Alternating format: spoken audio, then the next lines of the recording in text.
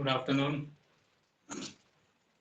Let us work out one more illustration on computation of long-term as well as short-term capital gain.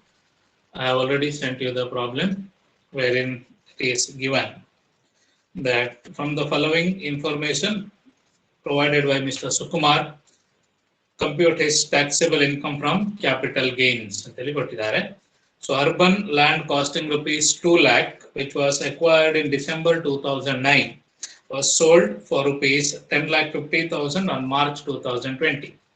ಇದು 2009 ಗೆ purchase ಮಾಡಿದ್ದು 2020 ಗೆ sale ಮಾಡ್ತಾರೆ. More than 2 years ಆದ ಕಾರಣ long term ಅಂತೇಳಿ ನಾವು ಇದನ್ನು ಕನ್ಸಿಡರ್ ಮಾಡ್ತೇವೆ. ಅದು ನಾವು ಮತ್ತೆ ವರ್ಕೌಟ್ ಮಾಡುವಾಗ ಸಪರೇಟ್ ಆಗಿ ಮಾಡುವ ಲಾಂಗ್ ಟರ್ಮ್ ಮತ್ತು ಶಾರ್ಟ್ ಟರ್ಮ್. ಎರಡನೇದು household furniture costing rupees 25,000 in 2019 was sold in March 2020 for rupees 35,000. ಇಲ್ಲಿ ಹೌಸ್ ಹೋಲ್ಡ್ ಫರ್ನಿಚರ್ ಅಂತೇಳಿ ಕೊಟ್ಟಿದ್ದಾರೆ. So when it is given that any asset is used for household purpose, it is not considered as capital asset. ಯಾವುದೇ asset household purpose ಗೆ use ಮಾಡಿದ್ದಾರೆ ಅಂತ ಕೊಟ್ರೆ ಅದು capital asset ಆಗುದಿಲ್ಲ. ಅದಕ್ಕೆ ಕ್ಯಾಪಿಟಲ್ ಗೇನ್ ಕ್ಯಾಲ್ಕುಲೇಟ್ ಮಾಡ್ಲಿಕ್ಕಿಲ್ಲ. Household furniture is not a capital asset.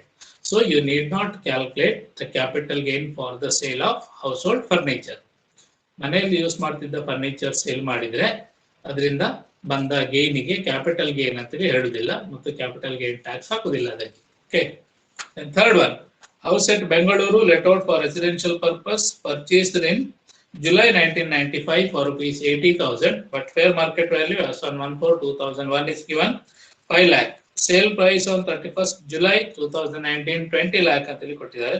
Cost of improvement is also made. Improvement ಕೂಡ ಮಾಡಿದ್ದಾರೆ 2005-06 ಅಲ್ಲಿ 40,000 ಕೊಟ್ಟು. ಮತ್ತು there is an expense on sale of this house. ಈ ಮನೆ ಸೇಲ್ ಮಾಡಲಿಕ್ಕೆ ಖರ್ಚಾಗಿದೆ 30,000. ಅದನ್ನೆಲ್ಲ ಲೆಸ್ ಮಾಡಿ ನಾವು ಲಾಂಗ್ ಟರ್ಮ್ ಕ್ಯಾಪಿಟಲ್ ಗೇನ್ ಎಷ್ಟಾಗ್ತದೆ ಕ್ಯಾಲ್ಕುಲೇಟ್ ಮಾಡಬೇಕು. Okay, then motor car used for professional purpose was sold on 1/10/2019 for rupees 42,000. Its written down value as on 1/4/2019. 1/4/2009 ಗೆ return down value ಕೊಟ್ಟಿದ್ದಾರೆ. ಸೊ ಕಾಸ್ಟ್ ಆಫ್ ಸೇಲ್ ಇಂದ return down value less ಮಾಡಿ ಏನಾಗಿದೆ capital gain ಆಗಿದೆ capital loss ಆಗಿದೆ calculate ಮಾಡಬೇಕು. ಅದು short term ಆಗ್ತದೆ.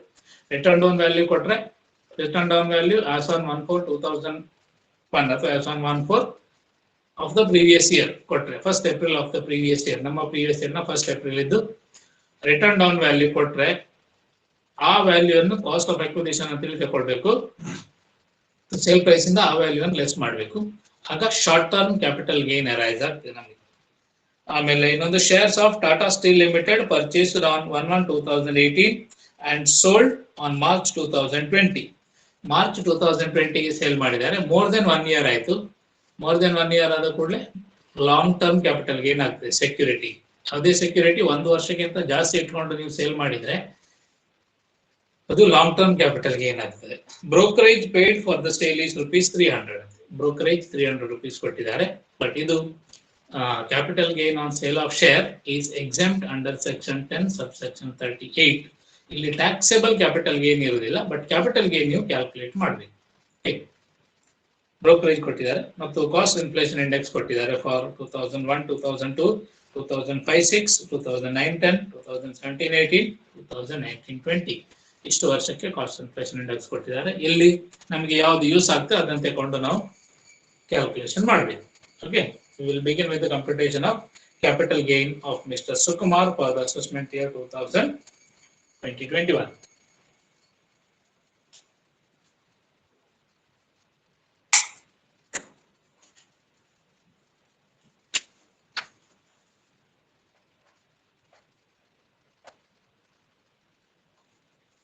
Mr. Sukumar,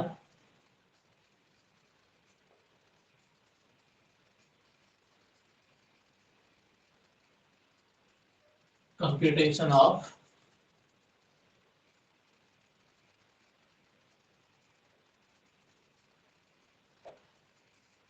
taxable capital gain. ಇಲ್ಲಿ ಲಾಂಗ್ ಟರ್ಮ್ ಶಾರ್ಟ್ ಟರ್ಮ್ ಎಲ್ಲ ಇರುವ ಕಾರಣ ಖಾಲಿ ಟ್ಯಾಕ್ಸೇಬಲ್ ಕ್ಯಾಪಿಟಲ್ ಗೇನ್ ಅಂತ ನಾವು ಬರೆಯುವ. For the assessment year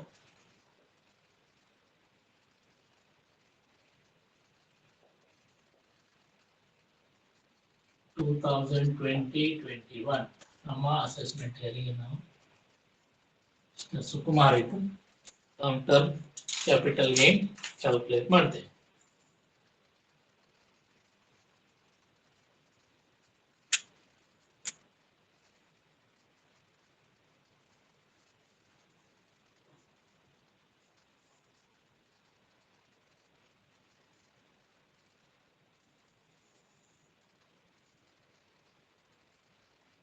ಫಸ್ಟಿಗೆ short term capital gain calculate ಮಾಡೋಣ.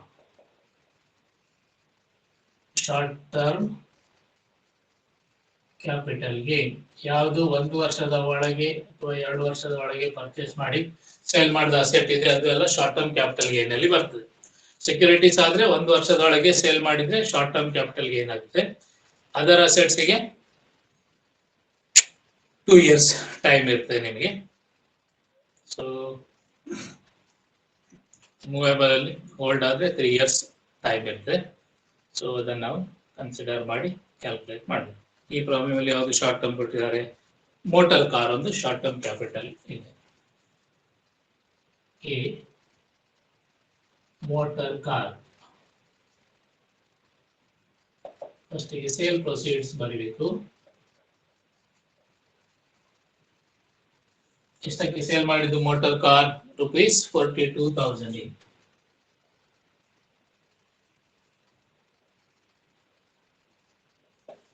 less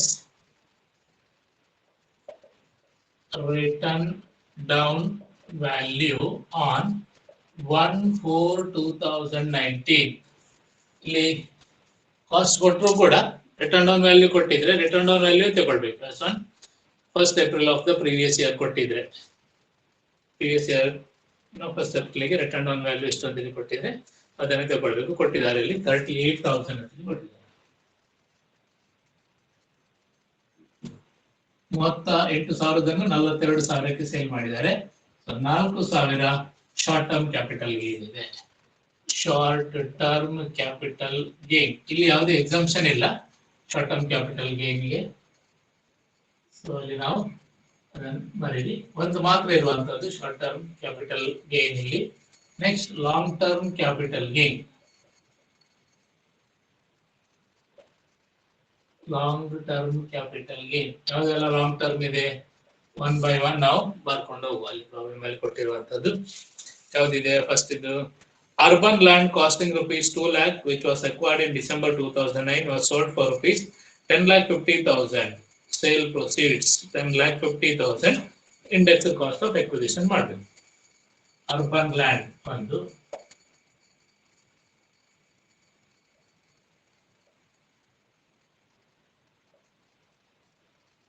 urban land sale proceeds 10,50,000 less expenses on transfer ಕೊಟ್ಟಿದ್ದಾರಾ? ಇಲ್ಲ. So 10,50,000 becomes net sale proceeds. Net sale proceeds ಇಂದ ನಾವು ಫಾರ್ಮ್ಯಾಟ್ ಫಸ್ಟ್ ಒಂದು ಕೊಟ್ಟಿತ್ತು ಅದನ್ನ ನೆನಪಿಟ್ಕೊಳ್ಬೇಕು ನೀವು. Indexed cost of acquisition, indexed COA ಅಂತ ಹೇಳಿ ಬರೀಬೇಕು. Cost of acquisition, indexed cost of acquisition ಬರೀಬೇಕು. ಎಷ್ಟು ಕಾಸ್ಟ್ ಆಫ್ acquisition ಕೊಟ್ಟಿದ್ದಾರೆ? 2 lakh rupees. 2 lakh into 289 divided by ಯಾವ ವರ್ಷ ಎಕ್ವೈರ್ ಮಾಡಿದ್ದು ಆ ವರ್ಷದ ಕಾಸ್ಟ್ ಇನ್ಫ್ಲೇಷನ್ ಇಂಡೆಕ್ಸ್ ಎಷ್ಟು ನೋಡ್ಬೇಕು. ಎಕ್ವೈರ್ಡ್ ಇನ್ ಡಿಸೆಂಬರ್ 2009 ಅಂತೆ. 2009 ಡಿಸೆಂಬರ್ ಅಂದ್ರೆ 910 ಗೆ ಕಾಸ್ಟ್ ಇನ್ಫ್ಲೇಷನ್ ಇಂಡೆಕ್ಸ್ ಕೊಟ್ಟಿದ್ದಾರೆ ಪ್ರಾಬ್ಲಮ್ ಅಲ್ಲಿ 148 ಅಂತ ಹೇಳಿ. 148 ಇಂದ ಡಿವೈಡ್ ಮಾಡಿ. 148 ಇಂದ ನಾವು ಡಿವೈಡ್ ಮಾಡೋ ಎಷ್ಟು ಬರ್ತದೆ? ಅದು 3,90,540. 3,90,540 ಬರ್ತದೆ. ಇಲ್ಲಿ ಯಾವುದೇ ರೀತಿಯ ಇನ್ವೆಸ್ಟ್ಮೆಂಟ್ ಮಾಡಲಿಲ್ಲ ನಾವು ಲಾಂಗ್ ಟರ್ಮ್ ಕ್ಯಾಪಿಟಲ್ ಗೇನ್ ಬಂದಿದ್ದು. ಸಪೋಸ್ ಇನ್ವೆಸ್ಟ್ಮೆಂಟ್ ಮಾಡಿದ್ರೆ ಏನಾಗ್ತೈತೆ ನಿಮಗೆ ಎಕ್ಸಾಮ್ಷನ್ ಅಂಡರ್ ಸೆಕ್ಷನ್ 54 ಬೇರೆ ಬೇರೆ ಸೆಕ್ಷನ್ ಅಲ್ಲಿ ನಿಮಗೆ ಎಕ್ಸಾಮ್ಷನ್ ಸಿಗ್ತಾ ಇತ್ತು. ಬಟ್ ಇಲ್ಲಿ ಯಾವುದೇ ರೀತಿಯ ಇನ್ವೆಸ್ಟ್ಮೆಂಟ್ ಮಾಡಲಿಲ್ಲ, so entire capital gain becomes the taxable long term capital gain ಆಗ್ತದೆ. ಸೊ ಇಷ್ಟು ಲೆಸ್ ಮಾಡಿ ಎಷ್ಟಾಗ್ತದೆ,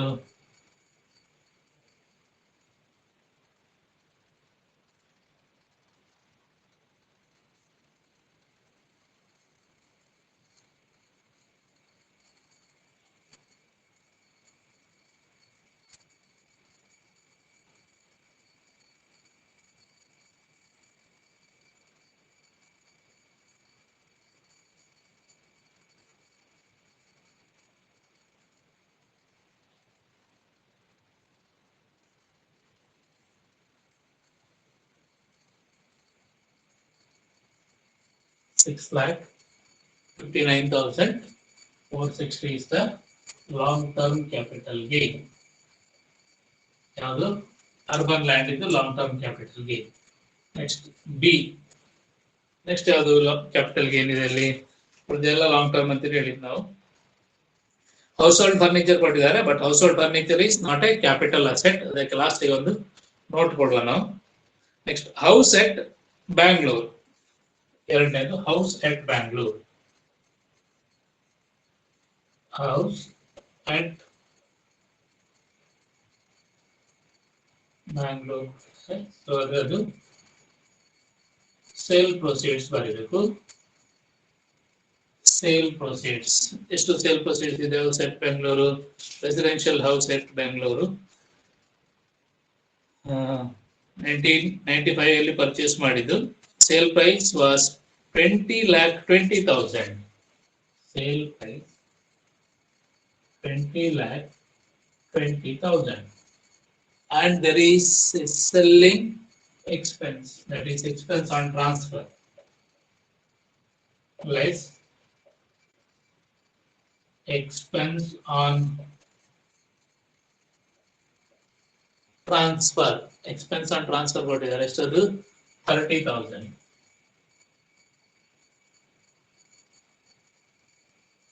So 19 lakh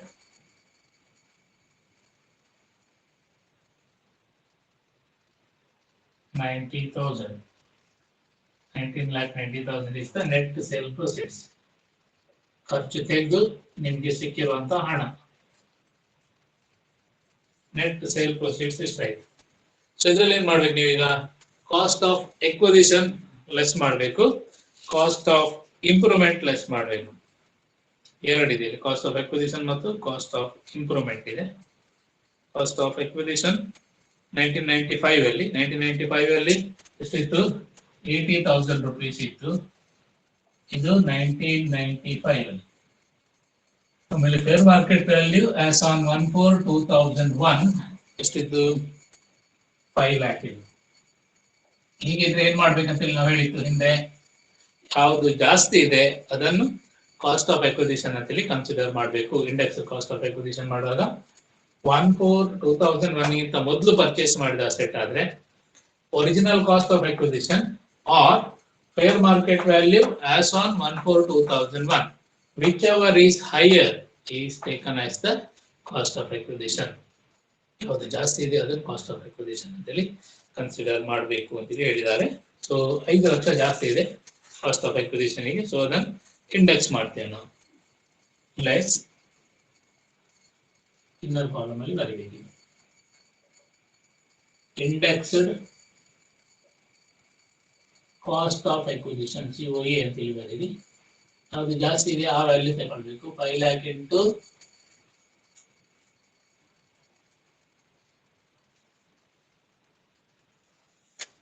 indexed cost of acquisition,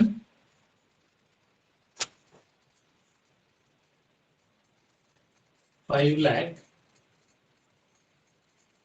into 289 divided by 100. ಯಾಕೆ 100 ತಗೊಂಡಿದ್ದೇವೆ, fair market value as on 1/4/2001. 1/4/2001 ಇನ ಕಾಸ್ಟ್ ಇನ್ಫ್ಲೇಷನ್ ಇಂಡೆಕ್ಸ್ ಎಷ್ಟು, 100. ಅದರಿಂದ ಆ ವ್ಯಾಲ್ಯೂ ನಾವು ತಗೊಂಡಿದ್ದೇವೆ. It comes to 14,45,000. Inner column ಅಲ್ಲಿ ಬರೀರಿ 14,45,000. ಯಾಕೆ ಇನ್ನರ್ ಕಾಲಮ್ ಅಲ್ಲಿ ಅಂತ ಹೇಳಿದ್ರೆ ಇನ್ನೊಂದು ಕಾಸ್ಟ್ ಆಫ್ ಇಂಪ್ರೂವ್ಮೆಂಟ್ ಇದೆ, ಅದನ್ನು ಕೂಡ ಲೆಸ್ ಮಾಡಿ. Indexed cost of improvement COI ಅಂತ ಹೇಳಿ. ಇಂಡೆಕ್ಸ್ಡ್ ಕಾಸ್ಟ್ ಆಫ್ ಇಂಪ್ರೂವ್ಮೆಂಟ್ ಎಷ್ಟು ಖರ್ಚು ಮಾಡಿದ್ದಾರೆ? ಇಂಪ್ರೂವ್ಮೆಂಟ್ ಗೆ 2 lakh rupees ಖರ್ಚು ಮಾಡಿದ್ದಾರೆ. 2 lakh rupees into cost inflation index of the year of sale divided by ಯಾವ ವರ್ಷ ಇಂಪ್ರೂವ್ಮೆಂಟ್ ಮಾಡಿದ್ದಾರೆ ಆ ವರ್ಷದ ಕಾಸ್ಟ್ ಇನ್ಫ್ಲೇಷನ್ ಇಂಡೆಕ್ಸ್. ಯಾವ ವರ್ಷ ಇಂಪ್ರೂವ್ಮೆಂಟ್ ಮಾಡಿರುವಂತದ್ದು? During 2005-06. During 2005-06.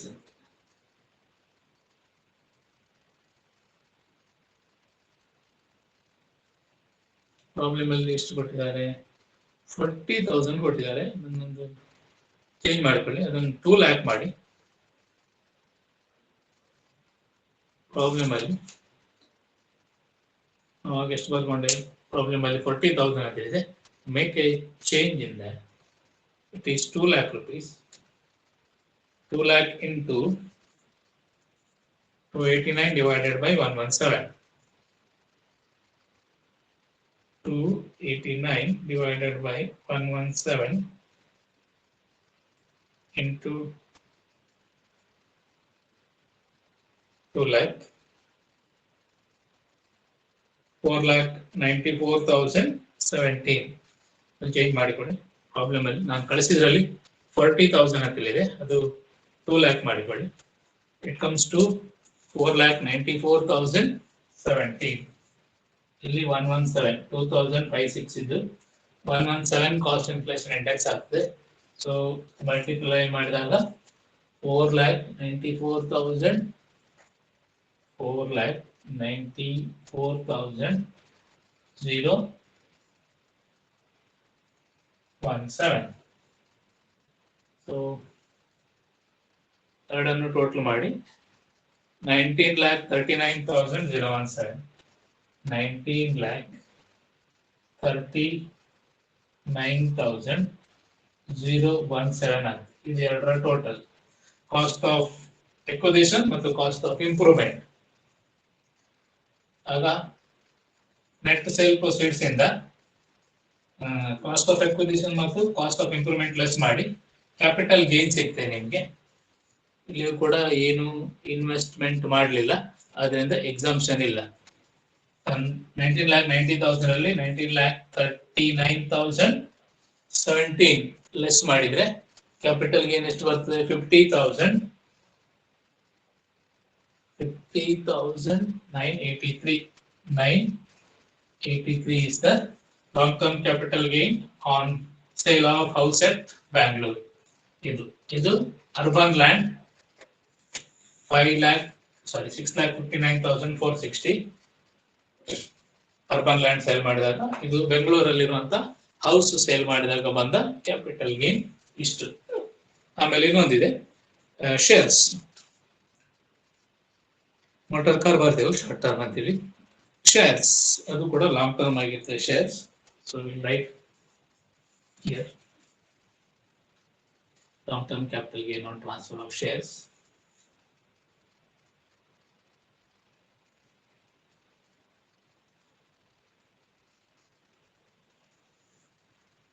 Long-term capital gain on transfer of shares.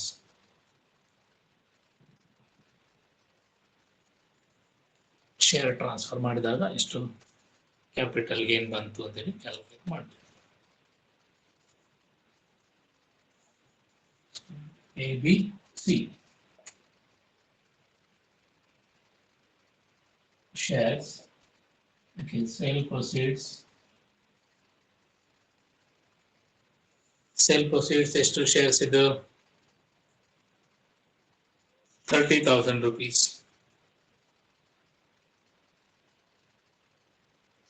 30,000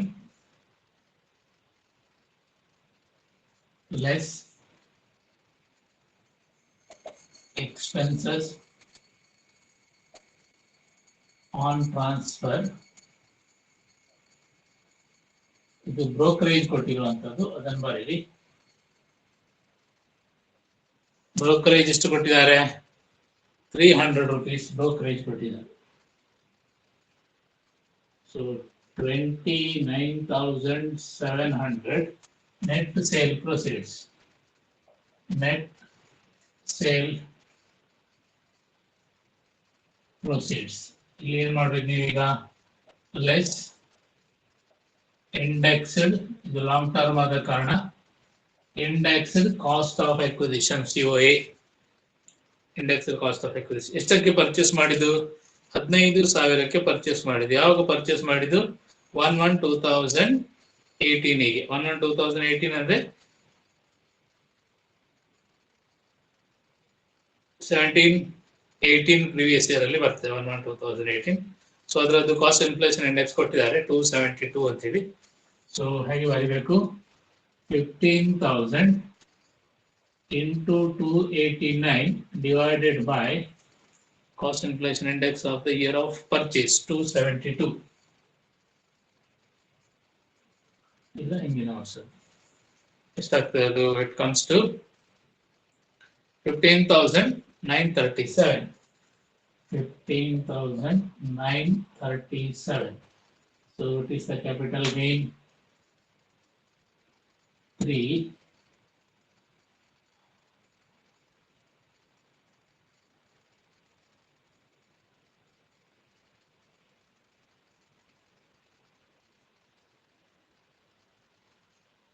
$13,763 is the long-term capital gain.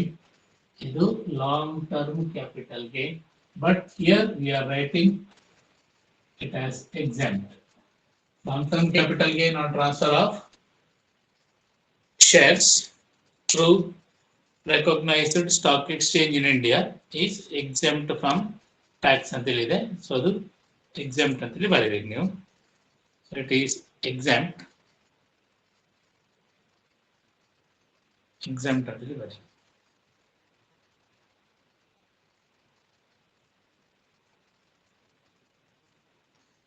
Total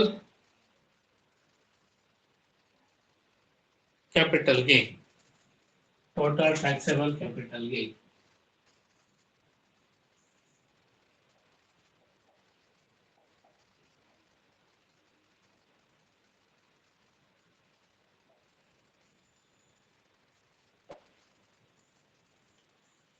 Total taxable capital gain, ಇದು short term, ಇದು ಲಾಂಗ್ ಟರ್ಮ್, ಇದು ಲಾಂಗ್ ಟರ್ಮ್, ಮೂರನ್ನು ಆಡ್ ಮಾಡಿ it comes to 7,14,443. 7,14,443 ಬರ್ತದೆ. 7,14,443 total taxable capital gain. Total taxable capital gain ಅಷ್ಟು ಬರ್ತದೆ ನಿಮಗೆ.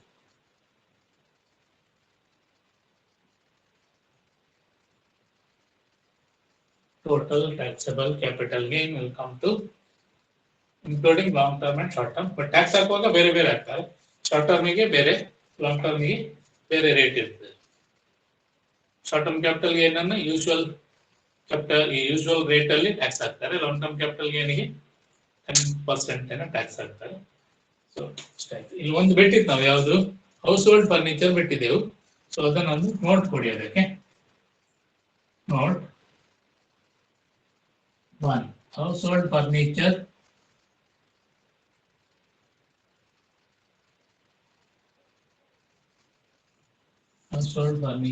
is not a capital asset.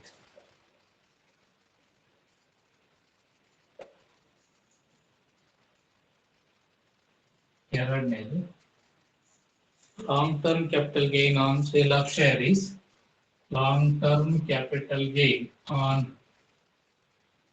sale of share is exempt under section 10 subsection 38. exempt ಅಂತೇಳಿ ಬರ್ತೀವಿ. ಇಷ್ಟು ಲಾಂಗ್ ಟರ್ಮ್ ಕ್ಯಾಪಿಟಲ್ ಗೇನ್ ಆಗ್ತದೆ, but this is not taxable. It is exempt under section 10 subsection 38. 1038 ಅಲ್ಲಿ ಅದು exempt ಆಗ್ತದೆ, ಸೊ ಅದಕ್ಕೆ tax ಇಲ್ಲ. ಕಾಣ್ತಲ್ಲ?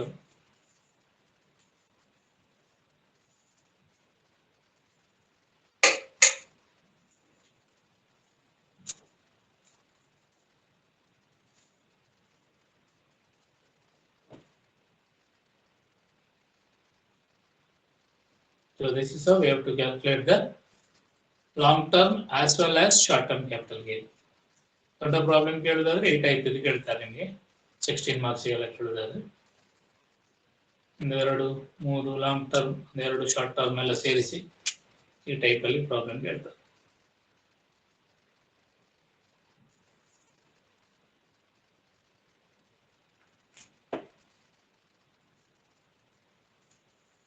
So we'll close the session. Thank you.